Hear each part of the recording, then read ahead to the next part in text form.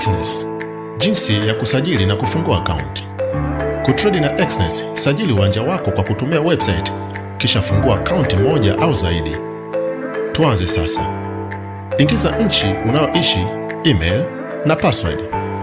Password yako lazima ijumuishe namba, herufi kubwa na ndogo zisipopungua 8 hadi 15. Utatumia email na password kuingia katika uwanja wako wa website au Exness Trader app.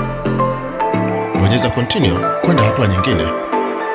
Utakuta demo account ya MT5 imejitengeneza ikiwa na fedha $10,000 na sasa unaweza kujaribu kutrade kwa kutumia demo account.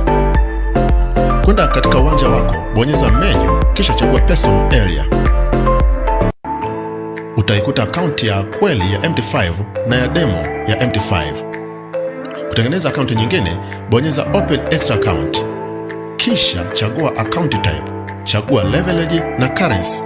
Weka jina la account, ingiza trading password, fuata mahitaji ya password na bonyeza done. Sasa umetengeneza account ya kutrade. Asante kwa kuchagua Exness. Karibu katika video nyingine ya mafunzo ya Exness. Leo tutakuonyesha jinsi ya kuthibitisha akaunti yako ya Exness kwa ukamilifu. Kwanza, ingia katika uwanja wako wa Exness katika kivinjari chako, bonyeza kitufe Become a Real Trader. Kisha bonyeza Send me a code ili kuthibitisha barua pepe yako. Weka msimbo uliotumwa kwenye barua pepe yako hapa kisha bonyeza Continue.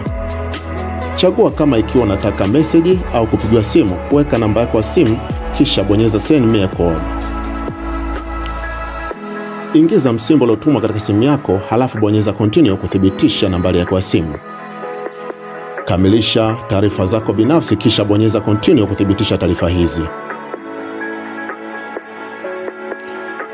Ujumbe kwamba taarifa zako, barua pepe na namba ya simu zimepokelewa, bonyeza Complete Verification kuendelea kwenye taarifa za uchumi wako.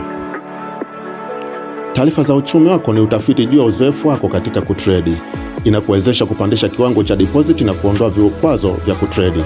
Bonyeza Continue baada ya kukamilisha taarifa za uchumi. Hatua ya mwisho inakupasa kupakia nakala yako ya thibitisho. Hizi ni nakala za kuthibitisha uhakika wa taarifa zako na za makazi yako. Unatakiwa kuweka majina yako halisi. Majina yako lazima yawe sawa jinsi yalivyo katika vitambulisho vyako, na taarifa binafsi ulizowasilisha yawe sawa na njia za malipo zitakazotumiwa siku za mbeleni. Ikiwa unataka kuhakikisha, bonyeza Edit, sahihisha majina yako, kisha bonyeza Upload Documents ama bonyeza Upload Documents kuendelea. Sasa ni wakati wa kuwasilisha nyaraka zako za uthibitisho wa taarifa zako. Kwanza, chagua nchi iliyotoa nyaraka hizo, kisha chagua aina ya kitambulisho ulicho nacho. Picha ionekane vizuri na pembe zote 4 zionekane kulingana na aina ya kitambulisho chako ulichoweka. Fuata mapendekezo haya kwa umakini ili nyaraka zako kukubaliwa. Bonyeza Upload Document na kutafuta nyaraka yako kuambatanisha. Kisha bonyeza hapa kuendelea baada ya kuambatanisha.